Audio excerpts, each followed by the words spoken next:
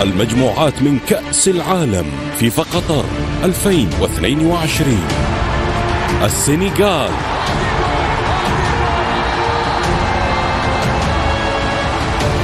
هولندا، 21 من نوفمبر، حصريا على قنوات بي إن سبورتس ماكس وبي إن 4K. هذه المباراة على قنوات بي إن سبورتس تأتيكم برعاية. Chers amis internautes, merci de suivre le Rappel TV. Alors, gars, nous vous demandons d'abonner massivement, très massivement pour accompagner la chaîne. Donc, aujourd'hui, nous allons voir la liste des gardiens que Aliou Cissé a convoqué et qui, normalement, doit être le gardien titulaire de l'équipe nationale. Donc, dernièrement, Aliou Cissé a proclamé l'istem. Il a juste convoqué 3 gardiens. Donc, il y a Mendy, il y a Gomis et il y a Sénidian. Maintenant, par rapport aux performances, comme Nico Aliou Cissé a dit, je pense à l'ancienneté aussi, hein, n'est-ce pas? Qui est le basé où, def convocation aux 3 gardiens. Donc, à un certain moment, moi, je me demandais toujours pourquoi pas Mori Diaw, avec tout ce qu'il est en train de faire en championnat de France, pourquoi il n'est pas présent dans la liste, dans le groupe. Maintenant, il se trouve que il y a Gomis peut-être. Il y a eu le choix entre Gomis ou Mori Diaw. Maintenant, vu que gardien de but aussi, parfois, il faut demander expérience. Nous savons que Gomis a expérience Mori Diaw. Et puis, il y a aussi l'ancienneté. Gomis fait partie des rares joueurs qui étaient là à la Coupe du Monde 2018. Donc, pour cette raison, sachant qu'aussi qu'il connaît la tanière, qu'il maîtrise la tanière, qu'il connaît les autres joueurs, et puis aussi, il a été champion d'Afrique avec le Sénégal. D'ailleurs, même, il y a des matchs où il était gardien de but. Donc, tey jii nii loolu peut-être paramètres yooyu noonu yëpp soo ko dajalee moom moo tax Aliou Cissé yóbbu ko à la place de Mori Diaw. Mais su fekkoon dañuy xool performance du moment, n'est-ce pas, Mori est beaucoup mieux outillé pour, n'est-ce pas, dem ci Coupe du Monde bi. Maintenant, ce point boobu weesoo, on a 3 gardiens, on a Gomis, on a Mendy et on a Sénidian. Gomis déjà ak situation bi ñu joxe nii rek, on sait que, n'est-ce pas, ça serait quand même une surprise su fekkee Aliou Cissé moom lay teg comme titulaire. Et je ne pense pas. Même su fekkee Aliou Cissé daf koy teg comme deuxième gardien, loolu aussi je ne pense pas. Donc léegi dafay des entre Sénidian, excusez-moi, Sénidian ak Mendy. Voilà. Maintenant, bon, Mendy aussi, dernièrement, on a vu que dans son club, il n'était pas trop performant. D'ailleurs, très souvent, dafa doon def ay erreurs yoo xam ci ni moom ça leur coûtait très cher. Raison pour laquelle seen coach bu bees bi daf ko relégué daf ko deuxième gardien. Donc aujourd'hui, est-ce que boo jëlee loolu def, n'est-ce pas, comment dirais-je, comparaison ak li nga xamante ni moom la Séni di def en club. Séni nga xam ci ni c'est un titulaire indiscutable. Et puis, il prend ses responsabilités, n'est-ce pas? Bu ñu seetaanee match yi nga xamante ni moom lay def. Donc, il est plus présent que les 2 autres gardiens par rapport ak performance yi nga xamante ni dernièrement ñi ngi ko nekk di ko def. Maintenant, choix bi dafay nekk si plusieurs paramètres. Bu ñu jëlee ci performance actuelle yi, Séni est devant. Maintenant, su ñu jëlee ci performance du passé ak ancienneté, n'est-ce pas, on peut dire que Mendy est devant Séni. dafay am avantage tuuti ci Séni. Sachant aussi que football bu bees bi gardiens yi ils font partie du jeu. Dañuy nekk quasiment benn 5e défenseur. D'ailleurs, il se place entre les 2 défenseurs centraux. Su ko defee dañ leen di permettre en cas de difficulté de relancer le ballon ou bien de difficulté de faire une passe au niveau du milieu de terrain wala des latéraux, ñu def un retrait de passe sur le gardien pour mën a defaat démarquage. Maintenant, bon, par rapport à ce qu'on a tous suivi cette saison,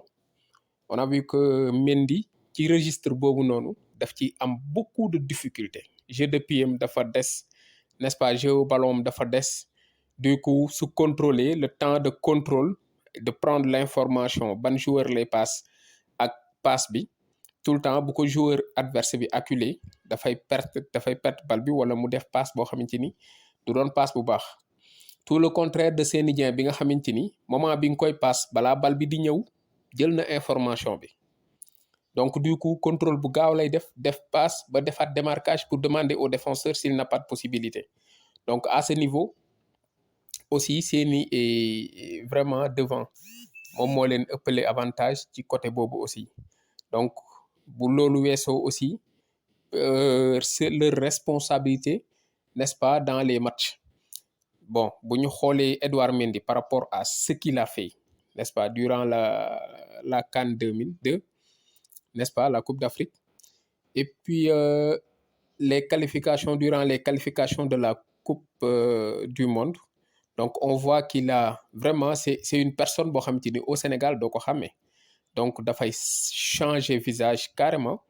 donc il prend ses responsabilités taxaw n'est-ce pas nekk un vrai leader tu le vois même crier sur Abdou Diallo crier sur Koulibaly crier sur les défenseurs c'est-à-dire il peut faire tout sauf prendre un but c'est pour cette raison en équipe nationale n'est-ce pas il peut enchaîner les matchs sans prendre de but et puis dafay jël ay responsabilités am comme si n'est-ce pas niveau de leader bi ñu koy jox en équipe nationale duñ ko jox en club donc loolu aussi n'est-ce pas mën na jouer ci mën na déterminant ci match yi nga xam te ni Sénégal daf koy jouer alors que Seny Dieng bon bi ko Sénégal di jël di ko dugal c'était un nouveau donc tu sentais qu'il ne prenait pas beaucoup ses responsabilités d'ailleurs am na ay sorties yoo xam te ni daf ko raté peut-être ak li ñu jël CAN bi li ñu qualifié Coupe du Monde en tout cas il a duré entre-temps sur le banc il a encore fait 10 à 12 matchs sur le banc après ses premières sélections donc du coup war na mën a aussi emmagasiner war na mën a dajale expérience boobu noonu voilà loolu yëpp suñ ko boolee mën na ko avantager aussi parce que après bi tout yàgg na ci banc bi d'accord donc en tout cas li ci des donc je pense bu ñu xoolee ci yenn partie yi Seny Dieng dafay en plus d'avantage nga dugal Seny Dieng que nga bàyyi Mendy jouer mais suñu xoolee aussi sur plusieurs autres parties points da ngay gis ni Mendy n'est-ce pas moom ngay gën a gis pour teg ko que Seny en plus de cela bon Aliou Cissé dans sa tête moom Mendy la jàpp comme numéro 1 comme son gardien numéro 1 et puis Gomis la jàpp comme son gardien numéro 2 donc loolu am na sam benn live ma doon def jot naa ci wax et c'est ce qu'il a montré aussi ci 2 derniers matchs amicaux yi nga xamante ni Sénégal joué na ko donc de ce fait je pense même pas que peut-être bu dara desul woon lu dul ballottage entre Seny Dieng et Mendy dina jël Seny Dieng donc le choix aussi de Tony Silva sera très déterminant pour dire en tout cas qui sera le gardien titulaire parce que moom moo leen di entraîner moom mooy nekk ak ñoom n'est-ce pas donc par rapport ak exercice yi nga xam te ni moom leen di defloo par rapport ak mentalité par rapport ak engagement wu des uns et des autres moom peut-être dina xam ni kii n'est-ce pas il est plus engagé que les autres et puis les exercices yi nga xam te ni defal na leen ko dina gis ni kii n'est-ce pas il est plus concentré et il est plus serein pour gérer tel ou tel match